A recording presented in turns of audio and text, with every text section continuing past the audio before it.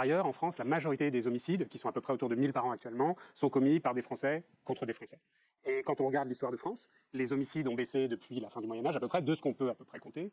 Et ils ont même baissé depuis les années 90, ils ont été divisés par 2 ou 2,5 selon les années.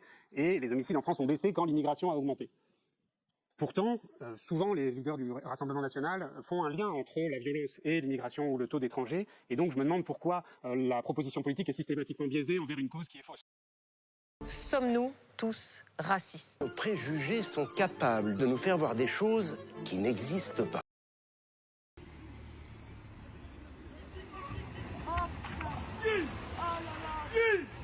On les a tués par Alain qui vous a eu. Elle vous a tué, bande de bleus.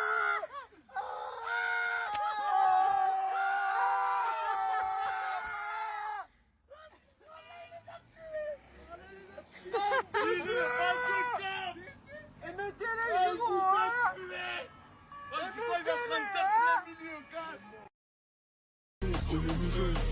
Allô, si je réponds pas chaud, parole au PJ m'a dit qu'il fallait que je me tienne à carreau, je suis paro, jamais je négocie un tarot, tu peines ou tu dégages, tu sais que je suis un taré. Allô, si je réponds pas chaud, parole au PJ m'a dit qu'il fallait que je me tienne à carreau, je suis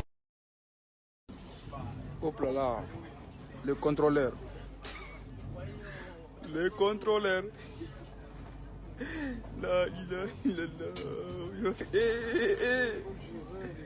Le contrôleur.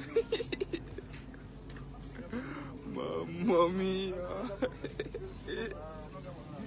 What the fuck? Le contrôleur. Comment je le voyais? J'ai l'impression que l'islam, c'est une religion qui nous offre une montagne de bénédictions et de choses positives, de cadeaux en fait. J'ai l'impression que l'islam, c'est vraiment un cadeau. Tu es malade? Allez, cadeau. Tu traverses des épreuves? Allez, cadeau. Tu désobéis à ton mari? Allez, cadeau. Tu fais crac-crac en mariage? Allez, cadeau. Tu veux quitter l'islam? Allez, cadeau. Un truc de ouf. C'est... Alhamdulillah, magnifique.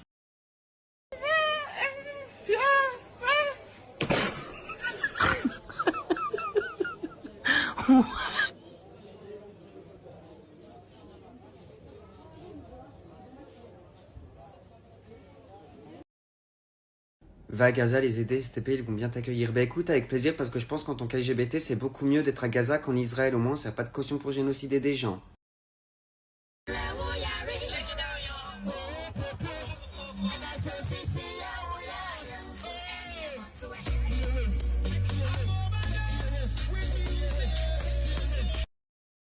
Welcome back, everyone. Today we're in the stunning city of Milan, right in the heart of what was once the fashion capital of Europe.